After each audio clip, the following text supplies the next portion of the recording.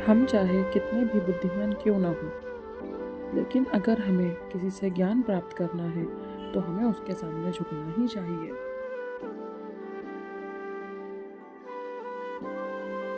एक शिष्य गुरु के पास जाता है। शिष्य बहुत ही बुद्धिमान और मशहूर पंडित था। वो गुरु से भी ज़्यादा मशहूर था। उसे सारे शस्त्र कंठस्थ थे।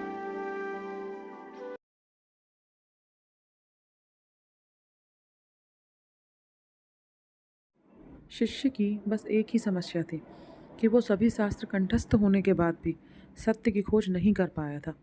ऐसे में उसने अपने जीवन के अंतिम क्षणों में गुरु की तलाश शुरू की। उसका नसीब अच्छा था कि उसे जल्द ही गुरु मिल भी गए। वो गुरु की शरण में पहुंचा।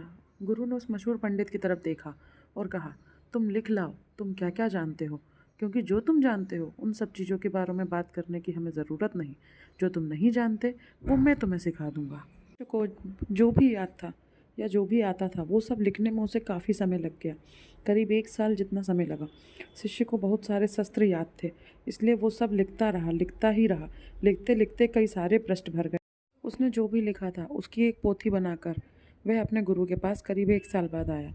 गुरु ने कहा, ये बहुत ज़्यादा है, मैं इतना सब नहीं पढ़ पाऊँगा। मैं अब बूढ़ा हो गया हूँ, मेरी मृत्यु भी करीब है।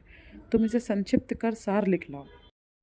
शिष्य फिर से चला जाता है। इस बार उसने 2 महीने का समय लिया। इस बार उसने केवल 100 पृष्ठ लिखे और वह 100 पृष्ठ लेकर गुरु जी के पास पहुंचा। गुरु ने कहा, यह भी ज़्यादा है, इसे और संक्षिप्त करके लाओ। कुछ समय के बाद शिष्य अपने गुरु के पास केवल एक ही पन्ने का सार सूत्र लिख कर लेकर गया। लेकिन गुरु बिल्कुल मरने के करीब थे।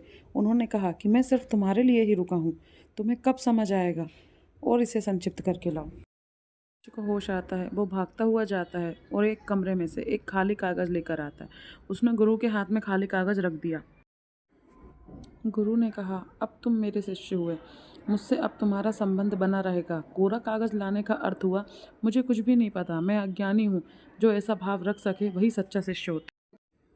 अगर हमें गुरु से ज्ञान प्राप्त करना है तो वह हमें अज्ञानी बनकर ही प्राप्त हो सकता है।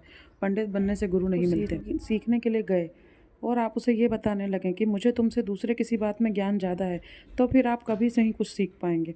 इसलिए ये बात हमेशा याद रखें, हमें अज्ञानी बनकर ही ज्ञान प्राप्त हो सकता है। ऐसी ही और कहानियों के लिए हमसे यूट्यूब पर जुड़ें।